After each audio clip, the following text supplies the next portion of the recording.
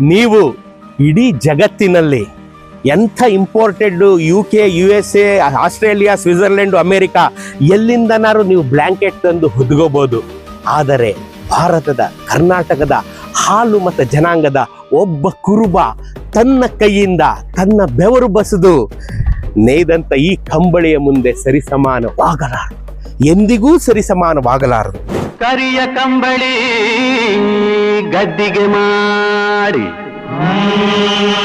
ಬೀರದೊಳ್ಳ ತಂದಿಳಿದಿದೆವು.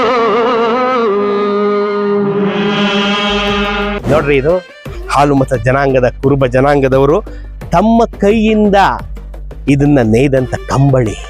ಈ ಕಂಬಳಿ ಹೊದ್ಕೊಂಡ್ಬಿಟ್ರೆ ಎಲ್ಲೆಲ್ಲಿ ಹೋಗಿದೆ ಗೊತ್ತಾ? ಈ ಕಂಬಳಿ ಅಮೇರಿಕಾ, ಜಮ್ಮು ಕಾಶ್ಮೀರ, ದುಬಾಯಿ, ಕಾಶ್ಮೀರದ ಗಡಿಯಲ್ಲಿ ಕಾಯ್ತಾ ಇರತಕ್ಕಂಥ ಯೋಧರಿಗೆ ಈ ಕಂಬಳಿ ಚಳಿಯನ್ನ ತಡೆಯೋದಕ್ಕೆ ಕೊಡಲಾಗಿದೆ. ಇವತ್ತು ನಾನು ರಾಣೆಬೆನ್ನೂರು ತಾಲೂಕು ಮೆಡ್ಲೇರಿ ಗ್ರಾಮದಲ್ಲಿ ಇದ್ದೇನೆ ರೀ.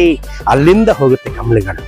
ಒಬ್ಬ ಹಾಲು ಮತ್ತು ಜನಾಂಗದ ಕುರುಬನೊಬ್ಬ ನೇಯ್ದಂಥ ಕಂಬಳಿ, ಜಗತ್ತಿನ ಯಾವ ಬ್ಲ್ಯಾಂಕೆಟ್ಟು ಈ ಕಂಬಳಿಯನ್ನು ಸರಿಗಟ್ಟಣ. ಹಾಲು ಮತ್ತು ಜನಾಂಗದವರಿಗೆ ನನ್ನ ಹೃದಯಪೂರ್ವಕ ನಮನ.